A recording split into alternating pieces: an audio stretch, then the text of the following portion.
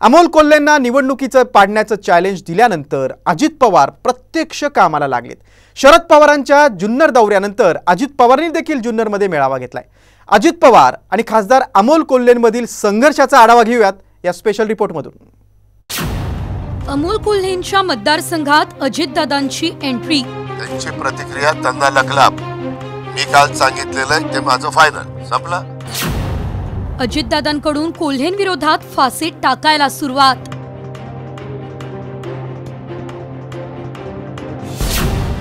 शिरूरची जनताच मला आशीर्वाद देईल, कोल्हेंना विश्वास।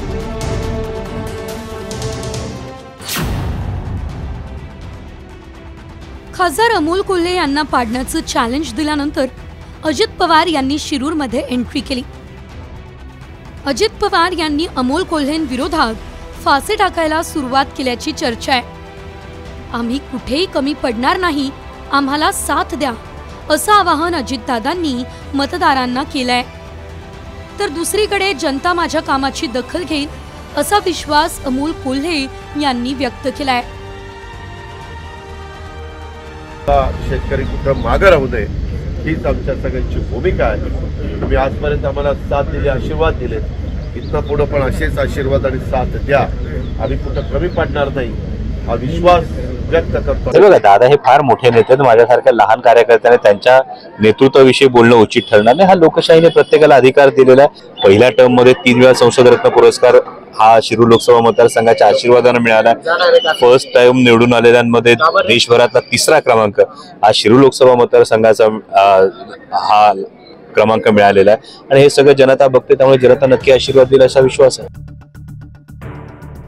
अजित पवार यांच्या टार्गेटवर अमोल कोल्हे असले तरीही आता काका विरुद्ध पुतण्या अशी लढाई रंगली आहे। शिरूर लोकसभा मतदारसंघ हा राष्ट्रवादी काँग्रेसचा बालेकिल्ला मानला जातो। मात्र राष्ट्रवादीत 2 गट पडल्यानं कार्यकर्ते 2 गटात विभागले। अमोल कोल्हे यांनी शरद पवार यांना साथ दिल्याची सल अजितदादांच्या मनात आहे। म्हणूनच अजित पवार यांनी अमोल कोल्हे यांना पाडण्याचं चॅलेंज दिलंय। अजित पवार यांच्या आव्हानानंतर शरद पवार यांनी देखील कोल्हेंच्या पाठीमागे मोठी फळी उभी केली आहे। शरद पवार यांनी 2 वेळा जुन्नरचा दौरा करून अमोल कोल्हे यांच्या विजयाचा मार्ग सुकर करण्याचे संकेत दिले। तर अजित पवार यांनी देखील जुन्नरमधूनच दौऱ्याला सुरुवात केल्यानं थेट शरद पवार यांनाच चॅलेंज दिल्याची चर्चा आहे। असं असलं तरी महायुतीतून उमेदवार कोण याबाबत स्पष्टता नाही आहे। अमोल कोल्हे यांच्या विरोधात पार्थ पवार यांना मैदानात उतरवणार ही चर्चा रंगली आहे। मात्र दिलीप वळसे पाटील यांना कोल्हेंविरोधात उमेदवारी मिळाल्यास कडवी झुंज होईल असा अंदाज वर्तवला जातोय। दुसरीकडे शिंदे गटाकडून माजी खासदार शिवाजीराव आढळराव पाटील यांना संधी मिळण्याची शक्यता आहे। तर अजित पवार यांचे कट्टर समर्थक विलास लांडे यांनी देखील लोकसभा लढवण्याची इच्छा व्यक्त केली आहे। महायुतीतून नेमकं लढणार कोण यावरून खासदार अमोल कोल्हे यांनी अजित पवार यांना अप्रत्यक्ष टोला लगावला।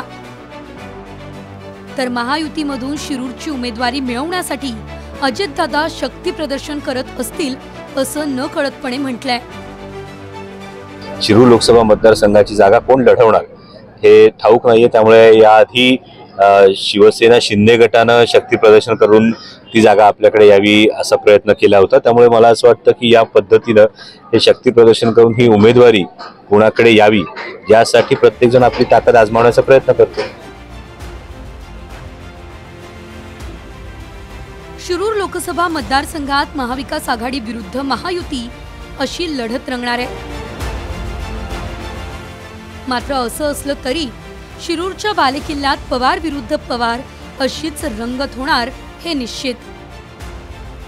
त्यामुळे शिरूरचा गड कोण काबीज करणार यासाठी संघर्ष अधिक तीव्र होणार आहे।